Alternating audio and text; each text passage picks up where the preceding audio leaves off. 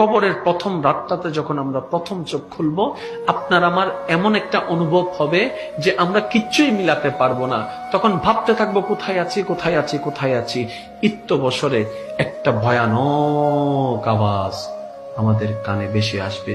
তখন মন বলবে কেউ আসছে, কেউ আসছে। আর এমন ভূমিকম্পর মতো থপথপ করে কাঁপতে শুরু করবে, আমাদের ভয় আরো বেড়ে যাবে। দেখব দূর থেকে দুইটা ফেরেশতা মাটি ফিরে ফিরে আসতেছে আমার দিকে, আপনার দিকে, আমাদের দিকে। যার চোখগুলো হবে নীল বর্ণের চোখ, নখগুলা হবে লম্বা লম্বা, চুলগুলা হবে আউলা জাউলা, ভয়ানক চেহারা। আওয়াজ করে করে, গর্জন করে করে আমাদের দিকে আসতে থাকবে। পাগলের মতো চেষ্টা করব ডাইনে যাওয়ার জন্য, বামে যাওয়ার জন্য, কিন্তু হাই আফসোস, আত্মীয় স্বজন প্রিয়জনেরাই তো আমি যেন বের হতে না পারি চতুর্দিকে মাটির দেওয়াল তুলে দিয়েছে। আমার প্রিয়জনেরাই তো আমি যেন জিন্দা হলো বের হতে না পারি, উপর থেকে মাটি দিয়ে আবার পানি দিয়ে শক্ত করে দিয়েছে যেন বের হতে না পারি। জিন্দা হলো, দোষ মনে করে নাই ভাই, আপন জনেরাই করেছে, আপন জনেরাই করবে।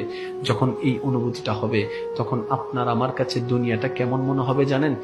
ঘুমের মধ্যে স্বপ্ন দেখলে স্বপ্ন যেমন বাস্তব, ঘুম থেকে উঠলে স্বপ্নটাকে যেমন একটা সাময়িক একটা স্বপ্ন মনে হয়, কবরের প্রথম রাতে আপনি আমি চোখ